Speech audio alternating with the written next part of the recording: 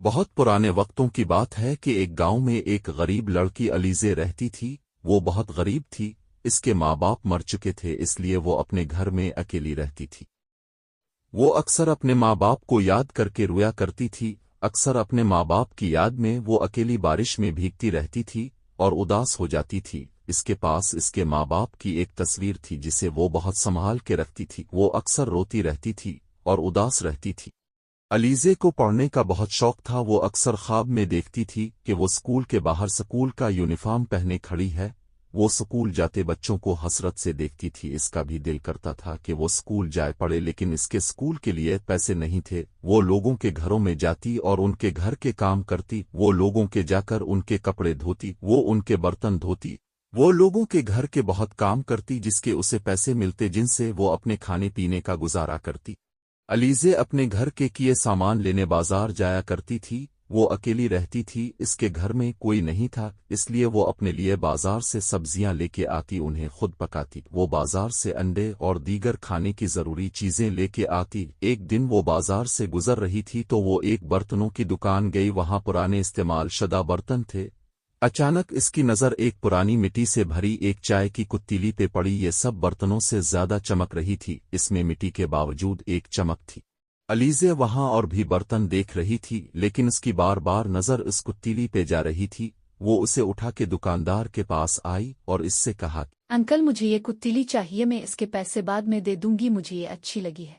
کیوں نہیں بیٹا، تم اسے ضرور لے جاؤ، پیسوں کا کوئی مسئلہ نہیں ہے۔ علیزے وہ چائے دانی گھر لے آئی۔ وہ نہیں جانتی تھی کہ اب اس کے ساتھ کیا ہونے والا ہے۔ اس نے وہ چائے دانی صاف کرنی شروع کی۔ ابھی وہ صاف کر رہی تھی کہ اس میں سے دھواں نکلنے لگ گیا جو آہستہ آہستہ زیادہ ہوتا گیا۔ تب ہی وہاں ایک جن حاضر ہوا۔ اس نے کہا کہ میں اس چائے دانی کا جن ہوں، جو بھی مجھے صاف کرتا ہے میں اس کی 3 خواہشیں پوری کرتا ہوں۔ بولو تمہیں کیا چاہیے؟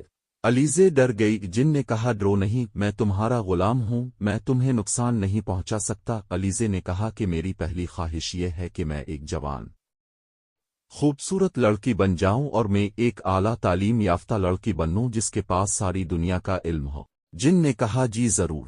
اسی وقت علیزے ایک خوبصورت جوان لڑکی میں تبدیل ہو گئی جس نے بہت شاندار لباس پہنا ہوا تھا۔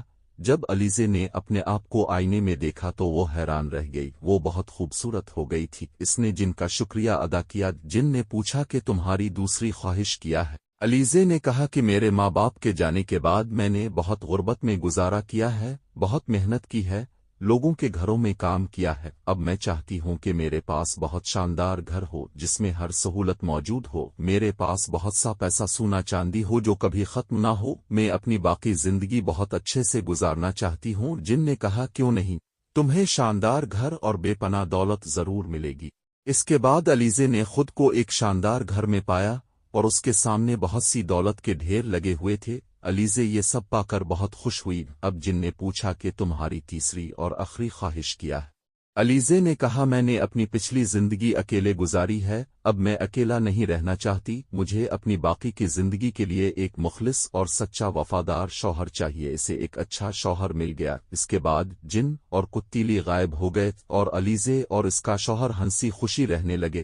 علیزے نے چونکہ اپنی زندگی اکیلے غربت میں گزاری تھی، اس لیے اسے غریب لوگوں کا بہت احساس تھا۔ امیر ہونے کے بعد اس نے اور اس کے شوہر نے گاؤں کے ضرورت مند لوگوں کی مدد کرنی شروع کر دی۔ علیزے گاؤں میں جا کے غریب بچے دیکھتی جن کے ماں باپ مر چکے تھے، انہیں اپنے ساتھ اپنے گھر لے آتی۔ وہ نہیں چاہتی تھی کہ کوئی اور بچہ اس کی طرح اکیلا غربت میں پلے۔ اس کے گھر میں بہت سے غریب یتیم مسکین بچے پل رہے تھے جو بچے غربت کی وجہ سے پڑھ نہیں سکتے تھے۔ علیزے انہیں سکول میں داخل کرواتی اور ان کا سارا خرچ خود کرتی۔ علیزے اور اس کا شوہر گاؤں کے غریب لوگوں میں کھانا تقسیم کرتے۔ اسی طرح علیزے نے غریبوں کی مدد کر کے اپنی باقی کی زندگی گزاری۔